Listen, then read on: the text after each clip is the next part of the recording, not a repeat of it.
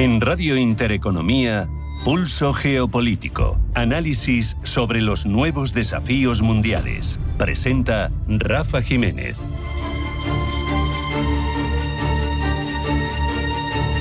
Bienvenidos al Pulso Geopolítico de Intereconomía. Se ve en la premura de las reuniones y de las cumbres, se ven cómo proliferan y la cantidad de millones que ponen sobre la mesa, pero el hecho es que la Unión Europea se encuentra en una encrucijada geopolítica sin precedentes. Hasta ahora había sido una pieza clave del orden mundial, del orden ejercido a través de ese eje transatlántico, pero hoy por hoy se enfrenta a la posibilidad de quedar relegada a un rol de actor secundario en un mundo dominado por la competencia entre Estados Unidos, China y de tercer invitado Rusia. La clave de esta disputa radica en un concepto geopolítico en el que, a pesar de haber sido formulado hace un siglo, sigue siendo esencial y de plena actualidad para entender las tensiones actuales. La isla mundo de Halford Mackinder es de principios del siglo XX, pero sigue dominando la estrategia tanto de Estados Unidos como de Rusia. Y quién sabe lo que piensan los chinos, que actúan a 50, 100 años vista. El geógrafo británico Mackinder formulaba de la siguiente manera una de las ideas más influyentes de la estrategia global. Quien gobierna Europa del Este gobierna el corazón del continente, quien gobierna el corazón del continente gobierna la isla mundo, y quien gobierna Eurasia, es decir, la isla mundo, gobierna el mundo. Para Estados Unidos, impedir que una potencia rival controle Eurasia ha sido un objetivo clave de su política exterior de la Segunda Guerra Mundial. La OTAN, su presencia militar en Europa, la de Estados Unidos, no solo han servido para disuadir a Rusia o en su momento al Imperio Soviético, sino también para evitar que la Unión Europea pudiera desarrollar una autonomía estratégica que la convirtiera en otro contrapeso a Washington, en otro elemento a tener en cuenta y controlado en esa lucha por el predominio en la isla mundo. Mientras Europa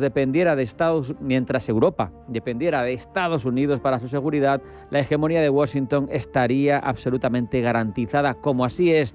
Sin embargo, con el giro de Donald Trump hacia Asia, giro comenzado hace ya un par de legislaturas o tres por parte de Obama en 2009, con su aparente desinterés por seguir invirtiendo en la seguridad europea, el tablero de juego cambia sobre todo por las reacciones que surgen en ese bloque importante desde un punto de vista de herencia cultural, pero también de potencia económica que hasta ahora has tenido bajo vasallaje, completamente dormido. Si Washington deja de considerar a Europa como un pilar estratégico, al final lo que sucede es que se abre la posibilidad de que otro actor ocupe su lugar. Ahí es donde entra en escena Rusia, que busca recuperar su presencia histórica en la región.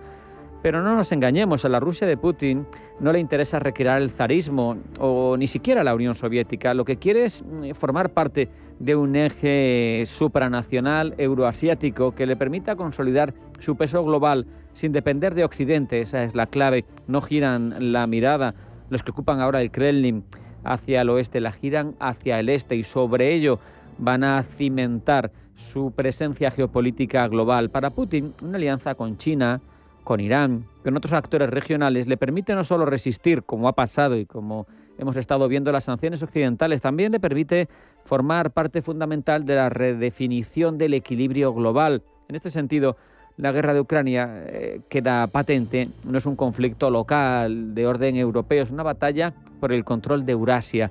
Si Rusia logra consolidar ese dominio en Ucrania, como parece que se apunta, al menos por cómo se perfila el proceso de negociación con Trump de anfitrión, estará un paso más cerca de desafiar la hegemonía de Occidente, del Occidente tradicional en la región, algo que, sin embargo, no sabemos si se dará cuenta o no, o cómo lo articulará el propio Donald Trump. Washington no debería permitirse. Esto, al final, además, deja a la Unión Europea en una situación extremadamente delicada. Si Estados Unidos, como parece, reduce su compromiso con la seguridad europea, el bloque tiene que plantarse y decidir si refuerza su autonomía o si depende, aunque sea de forma claramente accesoria, de una potencia que podría no estar dispuesta a defender el futuro. Si Europa toma la decisión que parece más cabal, si apuesta por su independencia en defensa, lo que va a encontrarse en la hostilidad de Estados Unidos, que no quiere que la Unión Europea se convierta en un actor con verdadera capacidad estratégica y operativa. Somos una de las economías más pujantes del mundo. Si nos toman en bloque, somos la segunda economía del mundo. Por lo tanto, ya es algo a tener en cuenta y a considerar por parte de Estados Unidos. Cerca de 500 millones de personas, muchos más de los que aporta en este caso Estados Unidos. Y por lo tanto, un bloque que podría intentar hacer sombra al estadounidense. El dilema europeo no es militar solo, es económico, es político. Porque además hay que tener en cuenta que Estados Unidos lo que nos impone es un modelo ultraliberal que intenta debilitar, y así lo demuestran sus multinacionales poderosas y en muchos casos con abuso de posición dominante, la capacidad reguladora de los estados. Asia, por su parte, también promueve un modelo de desarrollo basado en hiperproductividad, con escasas libertades democráticas, y en medio de todo esto se alza la alternativa que supone una Europa que se consolide, defendiendo un modelo de estado del bienestar y de derechos sociales. Un modelo que, sin embargo, no podemos engañarnos, solo puede sostenerse si el continente tiene el margen de maniobra suficiente para defender sus propios intereses sin depender de la presión de Washington o de la presión de Moscú o de China o de cualquier otro bloque. Si la Unión Europea no toma decisiones firmes, corre el riesgo de convertirse en un espacio en disputa a desmembrar por parte de quienes manejen el futuro de Europa, un peón. Sin embargo, si apuesta por esa independencia, será un actor con voz propia en el tablero global. En esa clave hay que entender la cumbre de la Unión Europea en defensa. No hace otra cosa más que reflejar una verdad incómoda. Europa es un continente viejo y solo, y su destino por omisión se decide en Washington, en Pekín, en Moscú. Ahora, viéndole las orejas al lobo, se ponen los millones sobre la mesa, se decide apostar por un mercado unificado de compra, se rearma Alemania y, sin olvidar la oferta francesa para el paraguas nuclear europeo. Por primera vez en décadas, la Unión parece asumir que su futuro estratégico no puede depender de otros. Pero la transición no es fácil, la fragmentación política manda. La Unión lleva décadas construyendo una sociedad europea que ha vivido un sueño ficticio de paz garantizada, que padece una clara falta de principios rectores de unidad moral y, por tanto, de capacidad como sociedad para defenderse sola. Pero su futuro depende de la conciencia de los ciudadanos europeos. ¿Qué decidiremos? Lo iremos viendo. Ahora un alto en el camino, una parada para publicidad. A la vuelta, titulares de las cuestiones más relevantes de la actualidad con Blanca del Tronco. No se vayan, sigue Pulso Geopolítico en Intereconomía.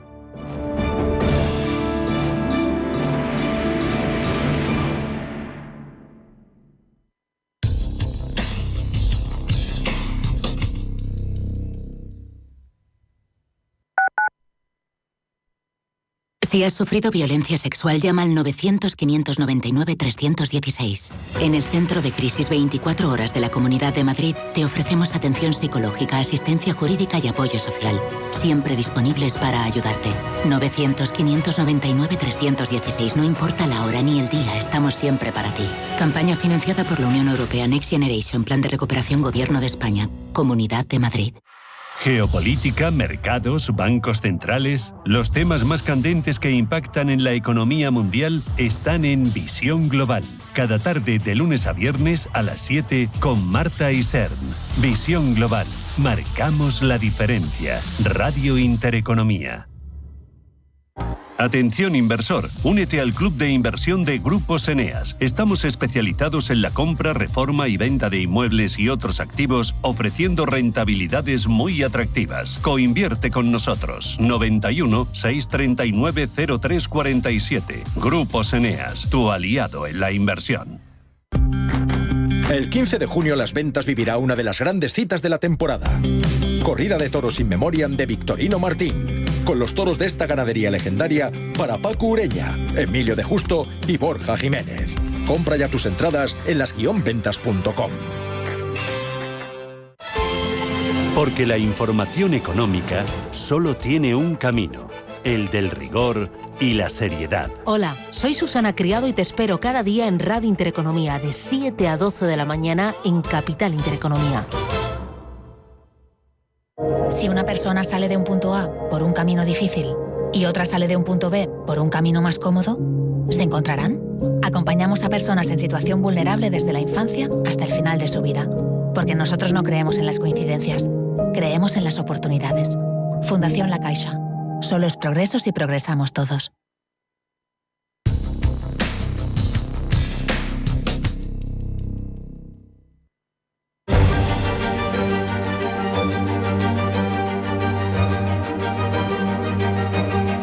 En Radio Intereconomía, Pulso Geopolítico. Presenta Rafa Jiménez.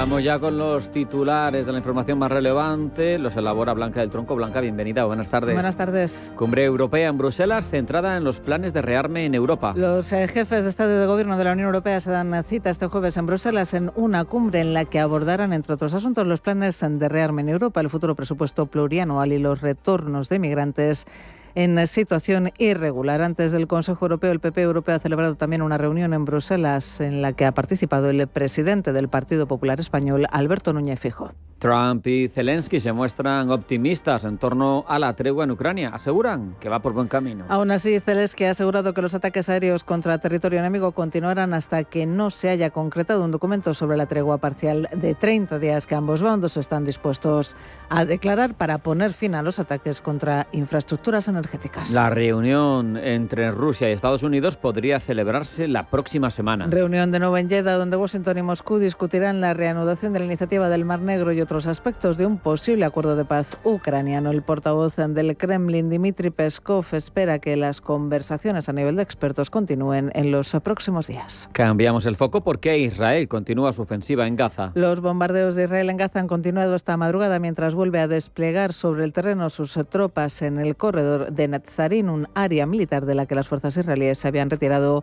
el 9 de febrero y que es zona de control entre el norte y el sur de la franja. Entre tanto, la organización Human Rights Watch ha acusado a las fuerzas militares israelíes de causar muertes y sufrimientos innecesarios a pacientes palestinos mientras ocupaban hospitales en Gaza, algo que equivale, dice la organización, a crímenes de guerra. Además, Israel intercepta un misil proveniente de Yemen. Las fuerzas israelíes han interceptado a las 3 de la madrugada hora española un nuevo proyectil proveniente del Yemen antes de cruzar el territorio israelí. Posteriormente, el portavoz militar de los hutíes ha asegurado que el grupo había lanzado un misil contra el aeropuerto internacional Ben Gurion en Tel Aviv.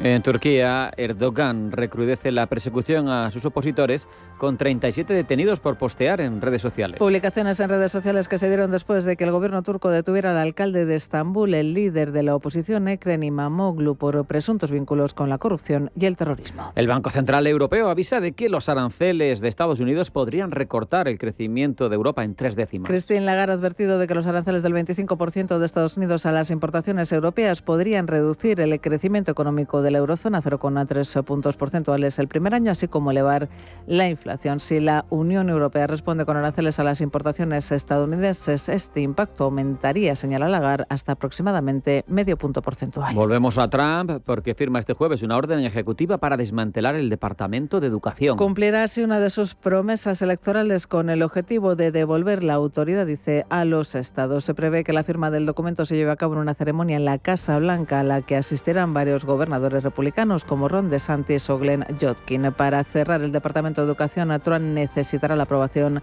del Congreso y para ello requerirá el respaldo de algunos demócratas. Este jueves, además, el gobierno de Estados Unidos debe facilitar detalles sobre los vuelos en los que el sábado se deportó a más de 200 venezolanos a El Salvador. En Radio Intereconomía, Pulso Geopolítico. Presenta Rafa Jiménez. Cuestiones más relevantes de la actualidad internacional que desarrollamos a continuación de forma más amplia, Blanca. El Banco Central Europeo ya ha calculado cuánto puede restar al crecimiento europeo los aranceles de Estados Unidos. Su presidenta Christine Lagarde alerta de que si Estados Unidos cumple su amenaza de imponer un 25% a las importaciones europeas, el crecimiento de la eurozona se podría reducir en 3 décimas el primer año y hasta medio punto si Bruselas contesta también con aranceles. Nuestro análisis sugiere que un arancel estadounidense del 25% sobre las importaciones procedentes de Europa reduciría el crecimiento de la zona euro aproximadamente 0,3 puntos porcentuales durante el primer año. Una respuesta europea consistente en aumentar los aranceles sobre las importaciones estadounidenses incrementaría más esa cifra, hasta aproximadamente medio punto porcentual. La mayor parte de este impacto sobre el crecimiento económico se concentraría alrededor del primer año tras la subida de los aranceles. Lagarde, que ha comparecido en la Comisión de Asuntos Económicos de la Eurocámara, asegura además que en este escenario la previsión de inflación sería significativamente incierta. En tal escenario, las perspectivas de inflación se volverían significativamente más inciertas. A corto plazo, las medidas de represalia de la Unión Europea y un tipo de cambio del euro más débil, derivado de la menor demanda de Estados Unidos de productos europeos, podría elevar la inflación en aproximadamente medio punto porcentual. El efecto se atenuaría a medio plazo debido a que la menor actividad económica moderaría las presiones inflacionistas.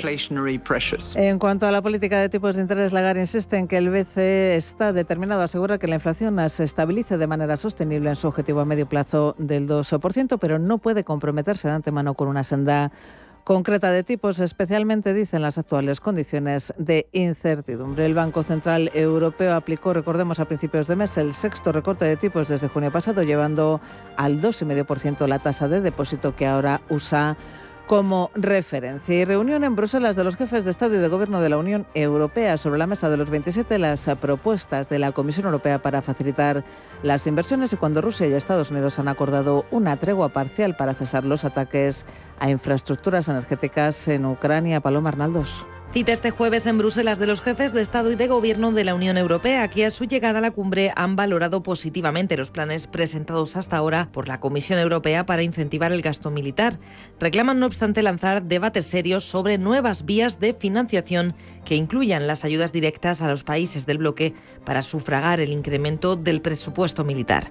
A su llegada a la cumbre, el presidente del Gobierno, Pedro Sánchez, ha dado la bienvenida, con algunos matices, al libro blanco de la defensa, aunque se ha mostrado contrario al término rearme, como bautizó la presidenta comunitaria Ursula von der Leyen, el plan para disparar el gasto en defensa en el continente. Tengo que decirles que a mí el término rearme no me gusta en absoluto, no comparto ese término. Creo que tenemos que hablar de otra manera, de dirigirnos a nuestros ciudadanos de otra manera cuando hablamos de la necesidad de mejorar la seguridad y las capacidades de defensa europeas. Sánchez ha defendido que la Unión Europea es un proyecto político basado en el poder suave, aunque ha insistido en que el bloque debe usar todas sus herramientas en un mundo geopolítico más tensionado tras la invasión rusa de Ucrania. En cuanto a las negociaciones que se están llevando a cabo ahora para alcanzar la paz, el presidente del Gobierno ha demandado la intervención en la mesa de negociación de la Unión Europea. Europa tiene que estar en la mesa. El presidente de Finlandia ha planteado una estrategia de negociación en la que inevitablemente necesitamos un equipo de negociación y también un representante o una representante que hable en nombre de todos los europeos. Y yo, por supuesto, voy a apoyar esta propuesta del Gobierno finlandés y también, lógicamente, la propuesta que ha hecho de manera informal el presidente del Consejo a todos los líderes del Consejo Europeo. Para Sánchez, el gran reto del bloque es crecer hacia adentro y abrirse más, dice, hacia afuera, por lo que ha pedido seguir tejiendo lazos y relaciones comerciales con otras regiones del mundo, con menciones a Mercosur o la India. Mientras, y en Madrid, los socios de Sánchez en el Gobierno, Sumar, han votado en el Congreso en contra del gasto en defensa y a favor de que España salga de la OTAN. Ruptura dentro del Gobierno de coalición que convierten a Sánchez, dice Feijóo, en el líder más débil de los que hoy acuden a la cumbre de Bruselas. Hoy el presidente del Gobierno va a acudir al Consejo con un Gobierno dividido, con unos socios parlamentarios en contra, sin ningún plan, sin ninguna concreción, sin ningún compromiso explícito y sin el apoyo del Parlamento español. Tanto probablemente el señor Sánchez sea hoy el primer ministro más débil en ese Consejo Europeo. Y siguen los ataques entre Rusia y Ucrania mientras Estados Unidos trata de avanzar en las negociaciones de alto el fuego y obtener concesiones para Washington. Zelensky acepta la tregua parcial sobre energía, pero asegura que no se detendrán los ataques hasta que no se haya concretado un documento oficial sobre este cese el fuego. Pablo Llanoné. Con esta idea salía Zelensky ayer de su llamada telefónica con Donald Trump. Además, ante la propuesta del presidente estadounidense de ceder el control de la planta nuclear de Zaporizhia a Washington, Zelensky cree que podría servir para inyectar inversión, pero también advierte que hasta que no lleguemos a un acuerdo, hasta que no haya un documento correspondiente sobre un alto al fuego, incluso parcial, creo que todo será en vano. Realmente espero que en los próximos días haya una reunión en Arabia Saudita y podamos llegar a un acuerdo.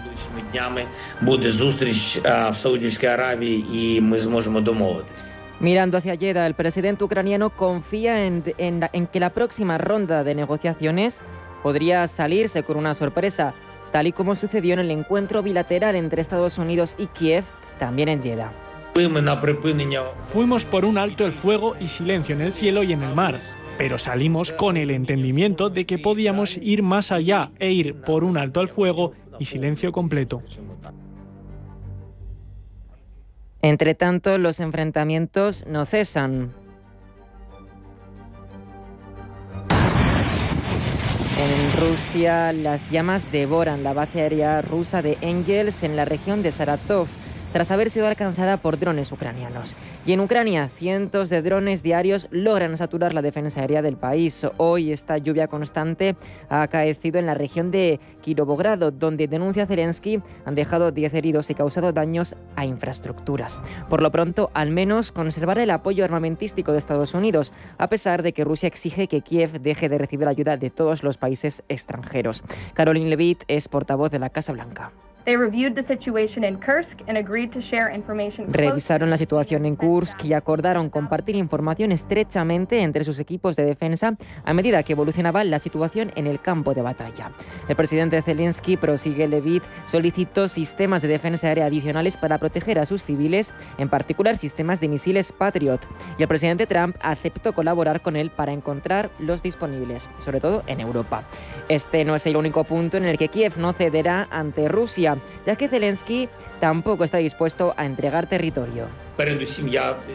En primer lugar, quiero subrayar con toda franqueza que la cuestión del territorio será la más difícil. Lo que yo siento lo entendemos y será un desafío para nosotros, para todos. Y protegeremos a Ucrania lo máximo posible en estas cuestiones. Cuestiones que seguirán sobre el tintero de las negociaciones la próxima semana en Jeddah. Allí, Washington y Moscú discutirán la reanudación de la iniciativa del Mar Negro y otros aspectos de un posible acuerdo de paz ucraniano. Y en Gaza, los renovados bombardeos de Israel sobre la franja continúan por tercer día consecutivo, con más de 90 personas muertas en ataques antes del amanecer, incluido un bebé recién nacido, Pablo. Esto ha sido este amanecer, pero las autoridades sanitarias de Gaza afirman que más de 710 palestinos, en su mayoría mujeres y niños, han perdido la vida y unos 900 han resultado heridos en el enclave desde que Israel rompiese el alto el fuego el martes. Además, en un comunicado en X, el comisionado general de la UNRWA, Philippe Lazzarini, denuncia que Israel sigue prohibiendo la entrada de cualquier ayuda humanitaria o suministros comerciales básicos a la zona. El comisionado, además, advierte de que lo peor está por venir, teniendo en cuenta, dice, la actual invasión terrestre que separa el norte del sur. Esta misma mañana, de hecho, el ejército de Israel ha lanzado operaciones en el eje costero en Beit Lahia, en el norte de la franja, justo después de haber asegurado la zona tras bombardear infraestructuras, dice, terroristas y posiciones de lanzamiento de misiles anticarro de Hamas en la zona. Todo con el empeño, dice un portavoz del ejército israelí, de proteger a los ciudadanos del Estado de Israel. Así han sonado las sirenas cuando la Fuerza Aérea israelí ha identificado 3 proyectiles lanzados desde Gaza. Hamas se ha atribuido los ataques y ha afirmado que lo hace en respuesta a las masacres sionistas contra civiles. Se abre así un fuego mutuo en el que también participan los hutíes de Yemen, tras haber lanzado un misil durante esta madrugada. Mientras Hamas se estaría conversando con mediadores internacionales como Egipto, Qatar y Estados Unidos con el objetivo de reanudar una tregua que detenga el fuego israelí. En Radio Intereconomía, Pulso Geopolítico.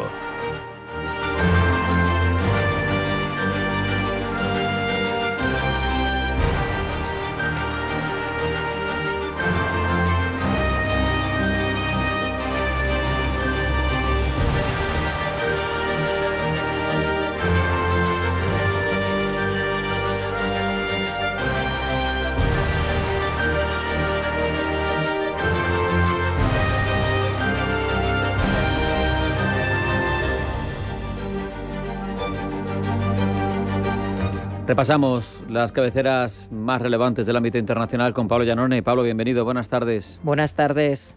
Hoy es el Día de la Felicidad. En Pulso Geopolítico nos preguntamos cómo afecta la geopolítica a la felicidad y a la inversa. En este empeño podemos acudir a los medios internacionales y ver, en función de cada país, qué nos cuentan sobre el informe de felicidad emitido por la ONU, un ranking que se basa en variables como el apoyo social, PIB per cápita, esperanza de vida, libertad, generosidad, percepción de corrupción. Muy completo. Vamos a ver, Pablo, ¿qué nos cuentan algunos de los medios más influyentes del planeta? Desde China, los grandes medios como The South China Morning Post y Global Times, bastante alineados con Pekín, no han mencionado el ranking, a pesar de que el país ha mejorado su posición, pasando del puesto 64 al 60. ¿Por qué este silencio? Tal vez porque Pekín no ve con buenos ojos que la lista esté dominada por países occidentales y que su mayor rival, Estados Unidos, se sitúe en el puesto 24. En India, en el puesto 114, Hindustan Times subraya que el país destaca en apoyo social debido a su cultura de vida familiar y comunitaria. Sin embargo, señala su débil puntuación en libertad, un aspecto que mide si las personas sienten que tienen opciones reales en su sociedad.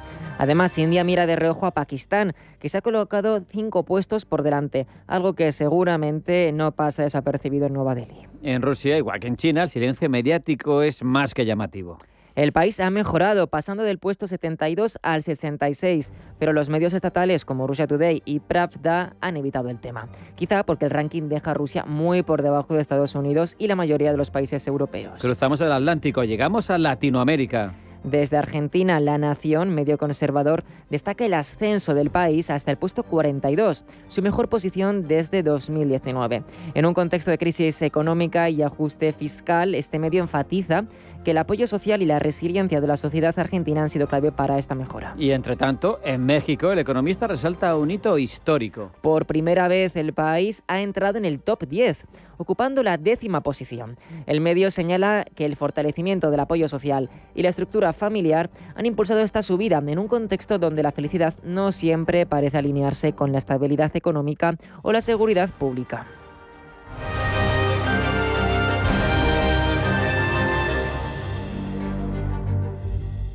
¿Tu vehículo es tu herramienta de trabajo? Alquiver es el renting realmente flexible. La solución para tener tu vehículo siempre operativo y con todos los servicios en una cuota mensual fija, sin permanencias ni sorpresas. Alquiver, la compañía pionera con la más completa gama de vehículos de renting flexible para empresas en España. Infórmate en el 900 700 009 o en alquiver.es.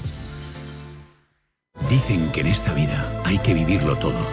Viajar, bailar, reír y soñar. Atravesar desiertos para llegar más allá. Sentir el arte y sentirte parte. Escuchar el silencio o romper la hora a la hora que tú quieras. Aragón, el lugar para vivirlo todo. Si te gusta el séptimo arte, Vivir de Cine es tu programa. Dirigido y producido desde Hollywood por José Ignacio Cuenca y presentado por María Ayer. Toda la actualidad del cine, estrenos, festivales y críticas, sin olvidar los clásicos. Los viernes a las 12 de la noche, Vivir de Cine, en Radio Intereconomía.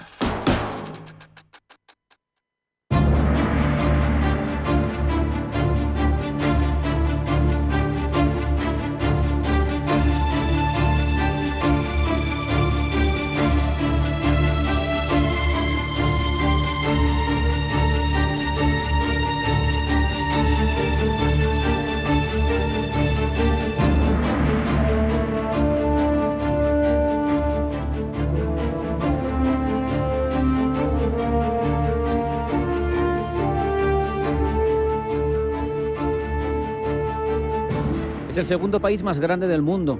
Está en una ubicación privilegiada. Tiene materias primas, apenas 40 millones de habitantes para casi 10 millones de kilómetros cuadrados y tiene una sociedad famosa por cuestiones como su protección social o su tolerancia. ¿De quién estoy hablando?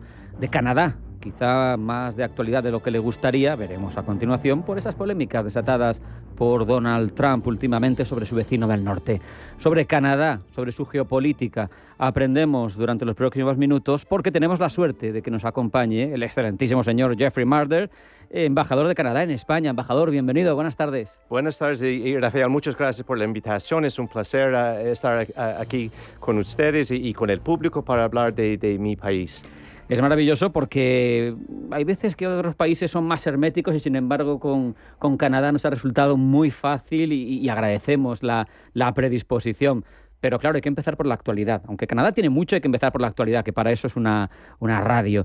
¿Cómo ha recibido el gobierno de Canadá esas declaraciones del presidente de Estados Unidos sobre borrar la frontera, sobre hacer de Canadá el estado 51º de Estados Unidos? Bueno, la realidad es que estamos en un momento crítico y lo que empezó como un chiste, realmente nos dimos cuenta realmente con la repetición de que no es un chiste. Y bueno, nunca he visto los canadienses tan unidos. Realmente no vemos eso como una amenaza y realmente es algo que muestra una falta de respeto realmente para nuestra independencia, para nuestra soberanía. Así que somos unidos y estamos dispuestos a enfrentar y hacer lo necesario para asegurar nuestra independencia y asegurar que estemos tratados con el respeto que nos merecemos. Embajador, hablabas de un chiste, pero hay quien pensaba al comienzo que podía ser retórica, que podía ser parte de una forma de hacer que tiene Trump, pero ¿Canadá piensa que puede ser una amenaza real y a tener en cuenta? Bueno, no sé, realmente estamos...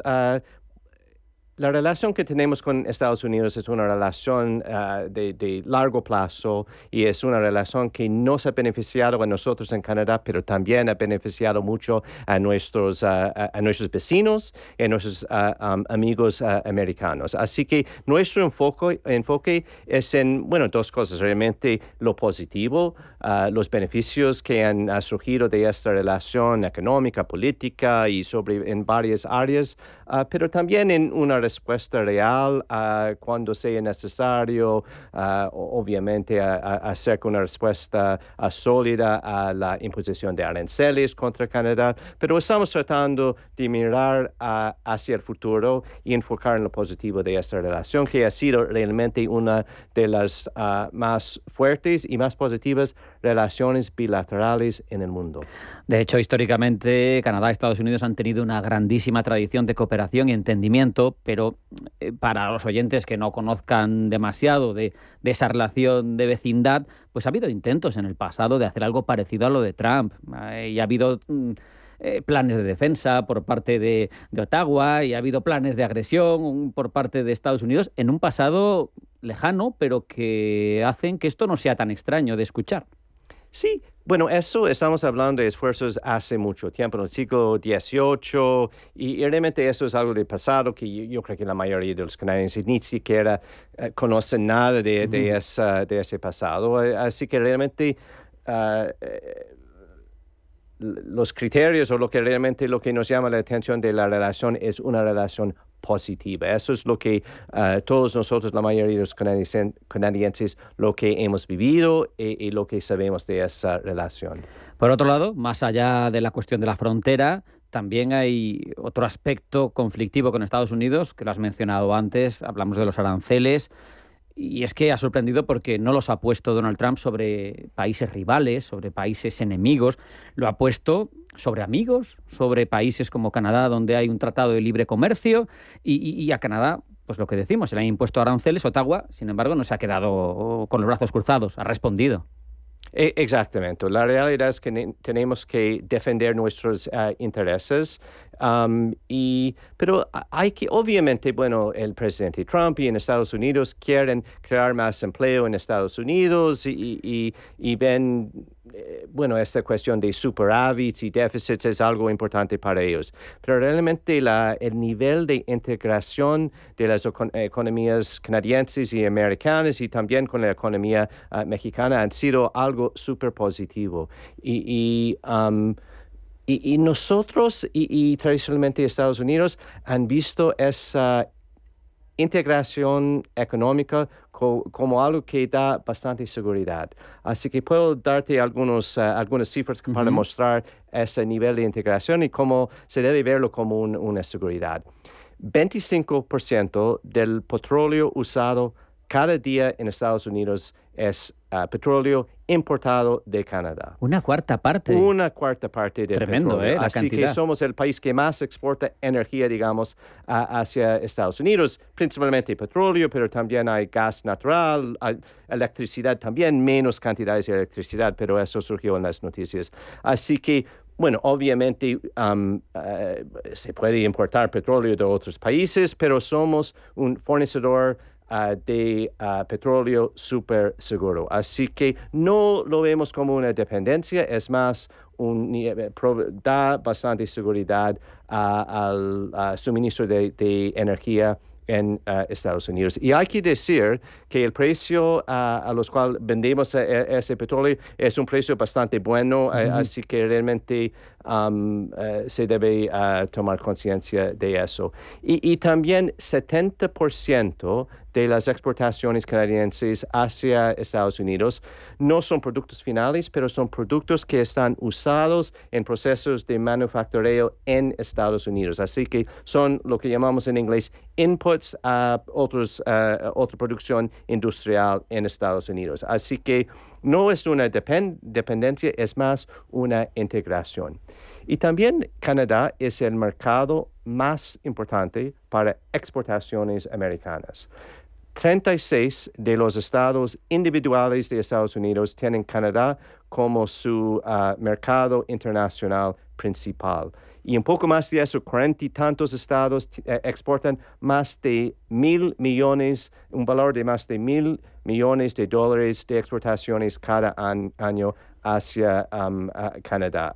Así que realmente es una relación económica recíproca con beneficios mutuos tanto para Canadá como para Estados Unidos. Claro, yo cuando me planteaba una posible hipotética guerra comercial entre ambos socios, pensaba en esa línea, sin conocer en detalle lo que nos estás contando, pero pensaba, es que muchos estados de Estados Unidos tienen como principal cliente a Canadá. Digo, si entras en una dinámica tan complicada, vas a perjudicar, Washington va a perjudicar a sus propios estados, a sus propios productores.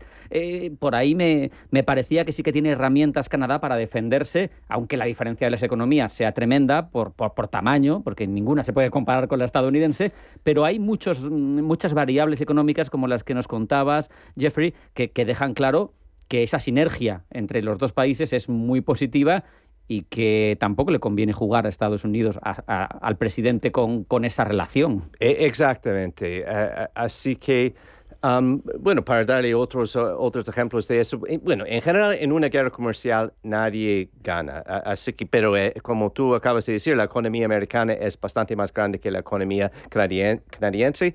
Así que nos va a costar, pero estamos a la esperanza de que se ponga fin a esta guerra. Pero para darte otro ejemplo de esa dependencia, en el Midwest de Estados Unidos, unas 6 más o menos refinerías de petróleo dependen 100% del tipo de petróleo heavy crude que exportamos hacia Estados Unidos. Así que es un ejemplo más de esa dependencia. Están totalmente interrelacionadas las dos economías. Sí, así que eso va a aranceles impuestos a exportaciones canadienses. De un día para el otro van a subir el precio de sus inputs, en este caso petróleo para algunas refinerías del Midwest de Estados Unidos, pero también hablé hace poco de las 70% de nuestras exportaciones son inputs a otros procesos industriales en Estados Unidos. Los precios de esa producción van a subir. Claro. ¿Y quién va a pagar el costo? Los consumidores americanos. Así que Él verá, exactamente. Por otro lado, esta relación ahora mismo complicada, coyunturalmente, circunstancialmente complicada, te pregunto, Jeffrey, ¿cómo puede afectar a otros aspectos de la relación entre vecinos que son tradicionalmente muy positivos y fundamentales para la seguridad? Me refiero a colaboración en NORAD, colaboración en OTAN, porque al final esa relación también no tiene solo un aspecto económico, también lo tiene el aspecto militar, ¿no? Por ejemplo. Exacto. Y bueno, esa relación de seguridad en el contexto de la OTAN ha sido una piedra angular de nuestra relación. Obviamente mucho está cambiando en las últimas semanas. Mucho ha cambiado. El mundo que existía o la realidad geopolítica que existía hace un par de meses atrás ya es muy diferente. Pero bueno, hemos hecho muchas inversiones en NORAD, es lo que el sistema que compartimos con Estados Unidos para la defensa del norte de nuestro continente y sí mismo antes de las elecciones del presidente Trump, hemos anunciado unas nuevas inversiones en el sistema de NORAD. Un punto importante que ha hecho Estados Unidos, el presidente Trump, pero Estados Unidos desde hace mucho tiempo, es que otros países, y estoy hablando de Canadá, estoy hablando de España, estoy hablando de otros países europeos, tenemos que aumentar nuestro gasto en defensa y como podemos ver, estamos haciendo todos. No podemos depender tanto de Estados Unidos, hay que tener un equilibrio mucho mejor. Tenemos este objetivo de invertir por lo menos 2% del PIB en la área de defensa y ni Canadá ni España estamos en ese nivel, pero tanto Canadá como España hemos hecho compromisos para subir este gasto en defensa. Así que estamos en eso y estamos a la esperanza de esa colaboración entre Canadá, España, países europeos, la OTAN y con el apoyo de Estados Unidos va a continuar siendo la alianza más importante en nuestra historia. Hablamos de otras alianzas, si me permites, porque igual la gente no lo sabe. También me gusta hacer pedagogía sobre la dimensión también y cómo se orienta la geopolítica de los países a los que invitamos, porque Canadá, estando donde está ubicada, claro, y preocupándose de la defensa del norte del continente, pero está con relaciones también, forma parte de los Five Eyes, ese grupo famoso de países y tiene conexiones con Quad, con AUKUS, que se ocupan de otra parte del mundo lejana, pero al final Canadá tiene una proyección en defensa muy internacional. No, exacto. Tenemos 4 fronteras, una frontera muy grande con Estados Unidos y océanos en la costa pacífica, en la costa ártica y en la costa atlántica. Así que somos miembros de la OTAN, tenemos una relación súper importante con los países de la región Indo-Pacífica. Somos miembros del Acuerdo de Libre Comercio CPTPP. Y el Ártico, es parte de quienes somos.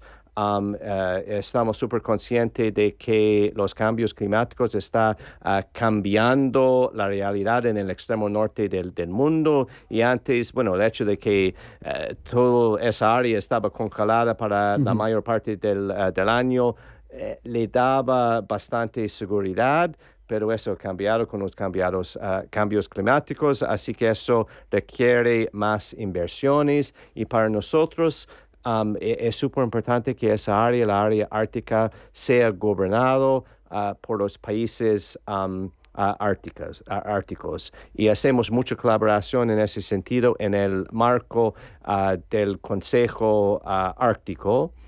Y somos miembros, Estados Unidos también es miembro, los países nórdicos son miembros. Otro miembro más complicado es Rusia y con su invasión a Ucrania realmente eso ha cambiado la situación y no puede ser negocios como claro. Normal. Así que eso ha congelado, si puedo usar un poco el término, algunas actividades del Consejo Ártico, pero a pesar de eso, seguimos nuestra colaboración tanto con Estados Unidos como con los países árticos y justo en el último medio año hemos sido en Canadá anfitrión de 2 reuniones de los cancilleres de los países árticos. Ha sacado el asunto del Ártico interesantísimo, no solo en la parte geoeconómica por las rutas logísticas que se abran por esa zona, sino en la parte geopolítica. Hay un conflicto ahí también con Estados Unidos, de otra índole, de otro tipo, en el paso del noroeste. Se considera por parte de Canadá una vía interna aguas interiores. Estados Unidos dice que no, que es un paso navegable internacional, y eso es otro motivo de fricción. ¿Cómo lo defiende Canadá esto? Sabes que yo no usaría la palabra fricción. Obviamente hay puntos, tenemos perspectivas diferentes, pero la manera de arreglar esas diferentes de punto de vista es a través de la ley internacional, basado en las normas establecidas por varios tratados, sobre todo en este caso UNCLOS, que es la ley del mar, no sé si se llama así Sí. en español, y hace, ni siquiera 2 años atrás, después de una diferencia con Dinamarca sobre una isla que se llama Isla Han en inglés, a través de negociaciones, muchas conversaciones basado en la ley internacional, hemos llegado a un acuerdo para establecer dónde quede exactamente la frontera en esta isla y la frontera en el mar entre Canadá y Dinamarca. Así que basado en las normas, basado en la ley internacional, es la mejor manera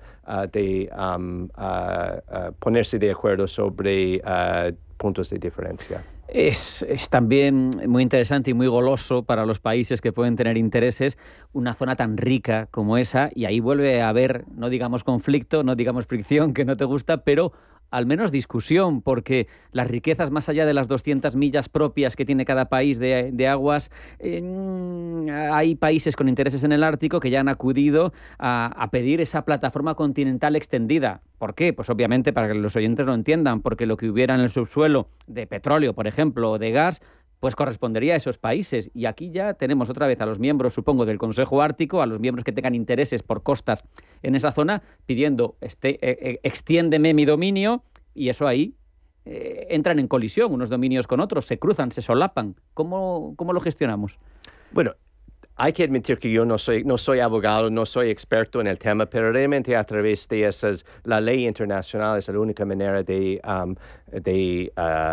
establecer las normas, y somos un principio importante para nosotros es de que esta parte del mundo tiene que ser gobernado y controlado por los países árticos.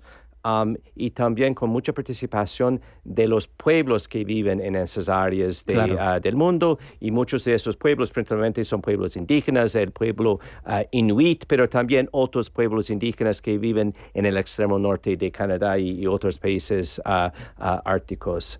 Obviamente las actividades de Rusia y facilitando actividades de China nos preocupa un poco, porque hay que mantener el enfoque en la realidad de que los países árticos tienen que ser los que lideran y gobiernen esos territorios del extremo norte.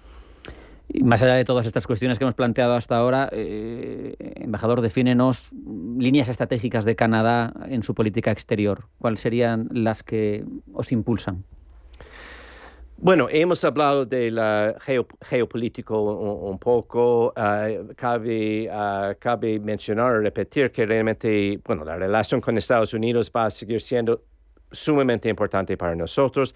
La relación con Europa también súper importante. Tenemos un nuevo primer ministro que lleva ni siquiera una semana. Mañana va a cumplir una semana como primer ministro. Sí, pero es un viejo conocido del mundo internacional, como banquero central. Exacto. Y estamos súper orgullosos de nuestro primer ministro. El primer viaje que hizo internacional fue venir aquí a Europa con paradas en París y en Londres, después de volver a Canadá y hacer una visita a la ciudad de Iqaluit en el extremo norte de Canadá. Así que Europa es súper importante para nosotros. También mencioné la relación que tenemos importante con la región Indo-Pacífica, y tenemos a través de varios acuerdos de libre comercio, tenemos asociaciones importantes con esa área. También otros aspectos súper importantes de nuestra política exterior son el aspecto comercial. Tal vez podamos hablar un poco más de esas relaciones comerciales. Somos un país que exportamos bastante, y a poder mantener esos lazos comerciales basado en reglas y normas es sumamente importante para nosotros. Tenemos una política exterior que tiene como un tema que atraviesa toda la política exterior basado en respeto para democracia, libertades y los derechos humanos.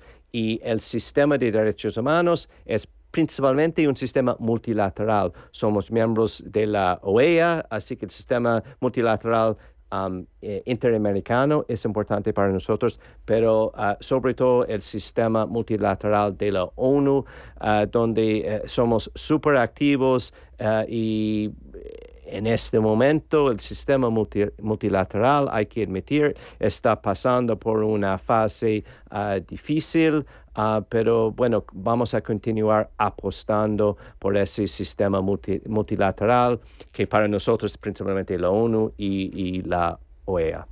Voy a aprovechar dos de los conceptos que has tocado en tu anterior respuesta y voy a unir Sur, voy a unir India, voy a unir Indo-Pacífico con multilateralismo, que ahora bien es cierto está en crisis. El Sur global, si me permites el término, que a mucha gente no le gusta, pero para entendernos, se queja de ese multilateralismo que aseguran está basado en instituciones que surgieron fundamentalmente en la primera mitad del siglo XX. Mismamente mirando la cumbre de Kazán del 24 de los BRICS, se entiende que una de sus preocupaciones fundamentales era lograr un multilateralismo más justo, en el que tuvieran más voz, probablemente más voto, pero no sé qué posición tiene Canadá respecto de esas demandas que surgen, por ejemplo, en India o que surgen en otras naciones de esa índole y que claman por, vamos a adaptarlo al siglo XXI, el multilateralismo. ¿Cómo lo veis?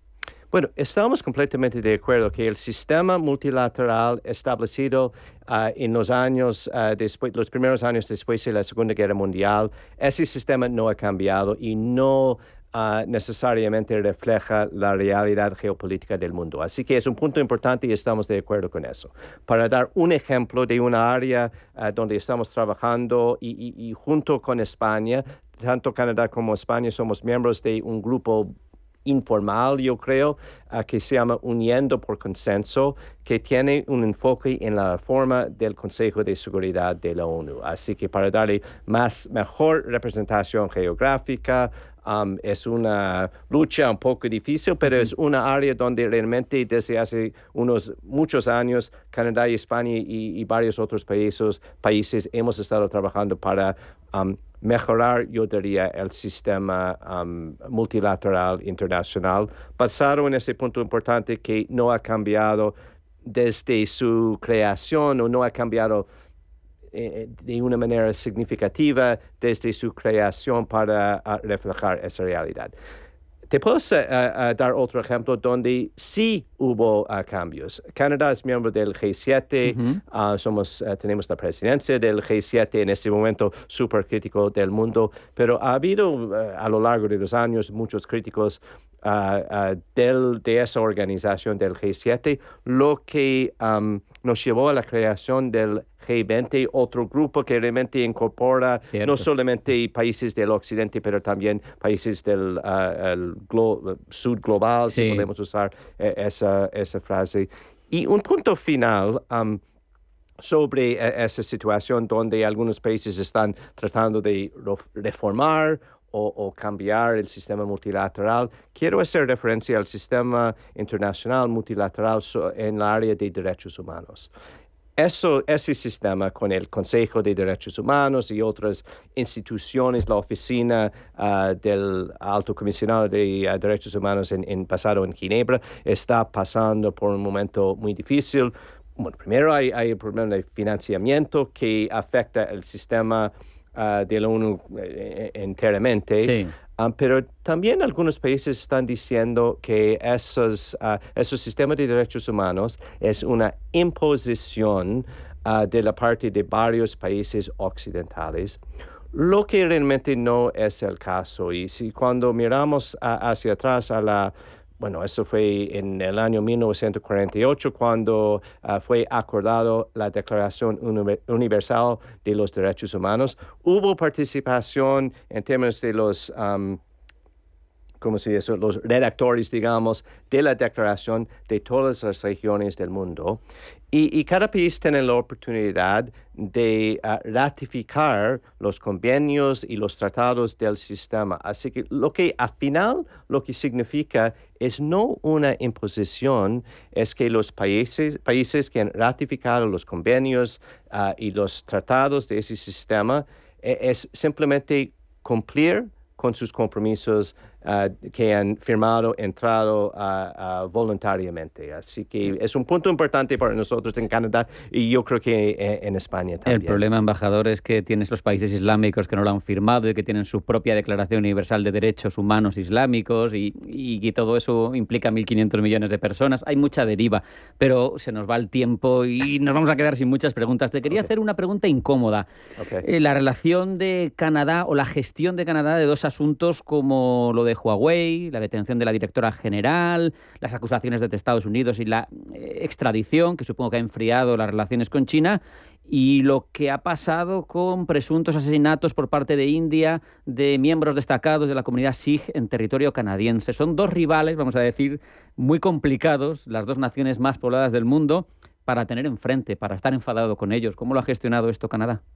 Bueno, hemos visto en los últimos años, en varios aspectos, evidencia de interferencia de otros países o actores apoyados por otros países en nuestra política, en nuestras campañas electorales. Y es algo que tomamos muy en serio. Hubo una comisión para estudiar cómo estaban en todos los aspectos de esta interferencia internacional en nuestras elecciones y nuestra política. Hemos establecido algunos mecanismos y hay un consenso en Canadá que realmente es algo que tenemos que tomar de aquí en adelante más en serio, asegurar que no hay oportunidades para actores extranjeros para hacer interferencia en nuestra política o de otras maneras en nuestra sociedad.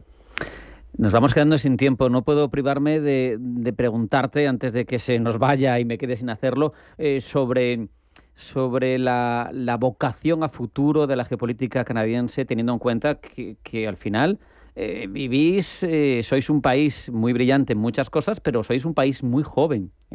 Oficialmente tiene menos de un siglo la independencia, aunque de facto tiene más tiempo. Te pido una aspiración para Canadá a medio largo plazo. Bueno, como decía antes, nunca he visto los canadienses tan unidos. Así que realmente eso, el resultado de una amenaza, una presión exterior, pero eso me da mucho optimismo, que realmente hemos creado en pocos años, en algunas décadas, yo diría un poco más de casi 160 años, pero obviamente el Estatuto de Westminster es un aspecto de eso, pero en poco tiempo hemos creado una sociedad basada en unos valores, una sociedad con una descendencia indígena importante, con influencia inglesa, francesa, pero también una sociedad multicultural donde hemos dado la bienvenida a inmigrantes, refugiados de todas partes del mundo. Hemos creado un sistema social de apoyo. También dependemos mucho en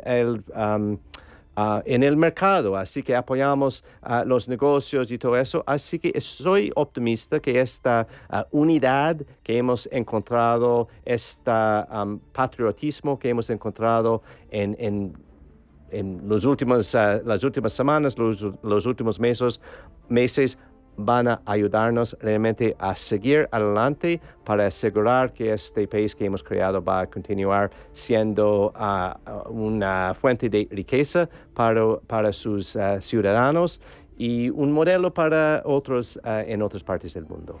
Y ya lo digo yo, aprovechando que tenéis una forma institucional muy peculiar con esa jefatura de Estado en un monarca británico, pues igual puede ayudar a que sigamos estrechando lazos con la Unión Europea y a que sea todo exitoso y a que vayamos a futuro de la mano, porque seguro que será sinérgico y positivo para los dos. Y Jeffrey Marder, embajador de Canadá en España, un placer, un verdadero placer hablar contigo. Hubiéramos estado hablando mucho más tiempo, pero se ha acabado. Aquí es lo que manda el tiempo en la radio. Muchísimas gracias. Muchas gracias por recibirme y estoy, en otras ocasiones, espero que haya otras ocasiones para hablar más de mi país. Te tomo la palabra. Hasta aquí ha llegado esta edición de Pulso Geopolítico en Intereconomía. No hay tiempo para más. Pasen buena tarde, sean felices y eso sí, mañana más.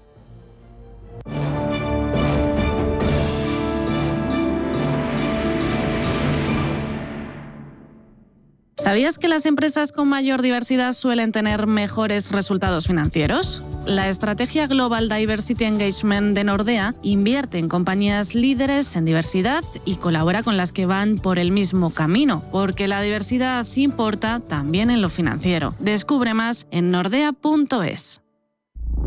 Prepárate para la diversión en la Costa del Sol. Conoce las especies más salvajes de Selvo Aventura en Estepona. Diviértete aprendiendo en el delfinario de Selvo Marina en Benalmádena. Y viaja por el cielo de la Costa del Sol en el teleférico Benalmádena. Los viernes a las 10 de la noche tienes una cita con otro gato, el Gato Gourmet. Andrés Sánchez Magro presenta una guía semanal gastronómica, enológica, de restaurantes, literaria, musical, con todos aquellos ingredientes necesarios para cocinar la buena vida. El Gato Gourmet, los viernes a las 10 de la noche aquí, en Radio Intereconomía.